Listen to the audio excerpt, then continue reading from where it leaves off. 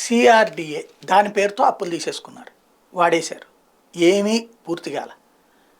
ఇప్పటిదాకా మనకేం చెప్తారు, చంద్రబాబు గారి హయాంలో అద్భుతమైన అభివృద్ధి అమరావతిలో జరిగిపోయింది, బోల్డ్ అని కట్టేశారు, అది జగన్ పూర్తి చేయలేదు అని చెప్తారు.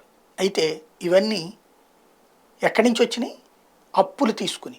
మరి చంద్రబాబు గారు అప్పులు తీసుకున్నారని మనకు తెలుసా విషయం? సిఆర్డిఏ కోసం, అమరావతి రాజధాని కోసం. మరి కేంద్ర ప్రభుత్వం ఇచ్చిన నిధులు ఏమైనాయి? పెట్రోల్ పేరుతో మనందరి దగ్గర వసూలు చేసినటువంటి పన్నులు ఏమైనాయి? సెస్సు. అట్లాగే హడ్కో రుణాలు ఏమైపోయినాయి? తెలియదు ఇవన్నీ కూడా. ఇప్పుడు పాయింట్ ఏంటంటే, అఖిల భారత్ సర్వీసు అధికారులు MLA MLC quarter Nagarjuna constructions contract అంట 74% పూర్తయిపోయినాయట అప్పట్లో. గెజిటెడ్ అధికారులు గ్రూప్ డి ఉద్యోగులు షాపూర్జీ పల్లోంజీ కాంట్రాక్ట్ అట 66% పూర్తయిందట.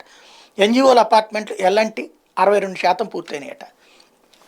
ఇది అప్పులన్నీ కూడా జగన్ తీర్చకపోవడంతో అప్పులు ఊబిలోకి సిఆర్డీఏ చేరిపోయింది.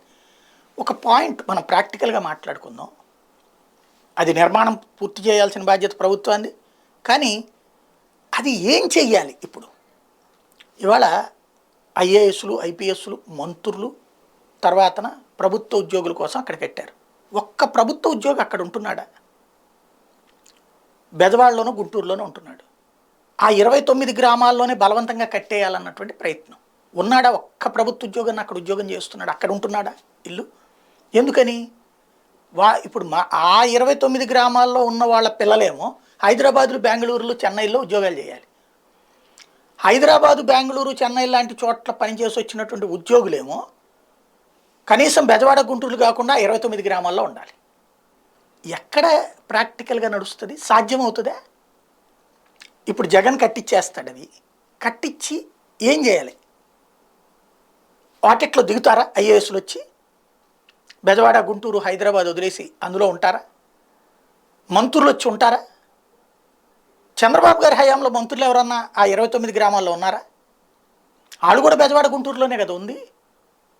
ఇక్కడ వృధాగా తగలేసి ఎందుకు బెజవాడలో కట్టించలేదు, ఎందుకు గుంటూరులో కట్టించలేదు అంటే ఆ 29 గ్రామాల్లోనే మొత్తం పడేయాలి. చంద్రబాబు గారు వచ్చి ఉంటున్నారా ఆ 29 గ్రామాల్లో? వాళ్ళ కుటుంబం ఎక్కడ ఉంటుందా? ఆయనే గెస్ట్ హౌస్లో ఉంటుంటారు, లోకేష్ గారు గెస్ట్ హౌస్లోనే ఉంటుంటారు, వాళ్ళ పిల్లలు వాళ్ళందరూ హైదరాబాద్లో ఉంటుంటారు. వీళ్ళు ఉండమంటే ఎట్లా సాధ్యం అవుతుంది? కానీ దానికోసం డబ్బులు, అప్పులు, ఇవన్నీ విజన్తో చేసినవే. విజనరీ అంటే అదేనా? ఎవరికి అర్థం కానటువంటి అంశం.